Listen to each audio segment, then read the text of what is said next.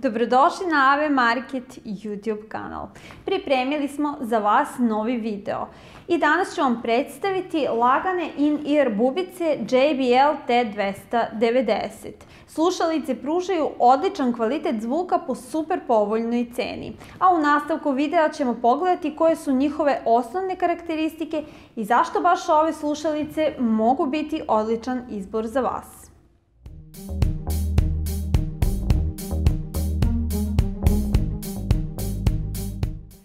U paketu sa slušalicama dobijate i uputstvo za njihovu upotrebu, zaštitnu torbicu i još 2 para silikonskih nastavaka za uho. JBL T290 slušalice imaju ugrađen JBL Pure Bass, koji vam omogućava da uživate u zvuku punog kvaliteta. Svako ko je bar nekada imao priliku da čuje bilo koje JBL slušalice zna o kakvom kvalitetu zvuka je reč. Slušalice imaju dinamičke drajvere od 8,7 mm, izrađene po standardu za premium slušalice. Kućište drajvera je od aluminijuma, što slušalice čini otpornim i jačim. JBL bubice su malih dimenzija.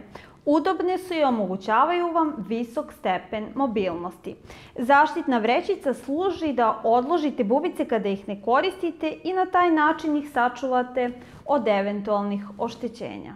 In-ear bubice imaju drajvere koji u potpunosti ulaze u uho, što vam omogućava da čujete zvuk u punom intenzitetu. Silikonski nastavci u 3 veličine služe da slušalice prilagodite svom uhu ili da njima ograničite količinu buke iz okoline i intenzitet zvuka slušalica. Bubice imaju ravan kabel otporan na uplitanje dužine 1,2 metra, što je sasvim dovoljno i komforno za uživanje u slušanju muzike. Na kablu se nalazi i ugrađeni mikrofon za hands-free pozive sa tasterom za javljanje. Povezuju se sa drugim uređajima putem 3,5 mm AUX ulaza. Ako želite da slušate kvalitetnu muziku, poput one u koncertnim halama, dvoranama ili klubovima, spakovanu u in-ear bubice, onda su JBL T290 slušalice definitivno ono što tražite. Premium bubice po ceni običnih slušalica dostupne su za naručivanje putem linka, i to u 3 boje: crnoj, roze zlatnoj i srebrnoj.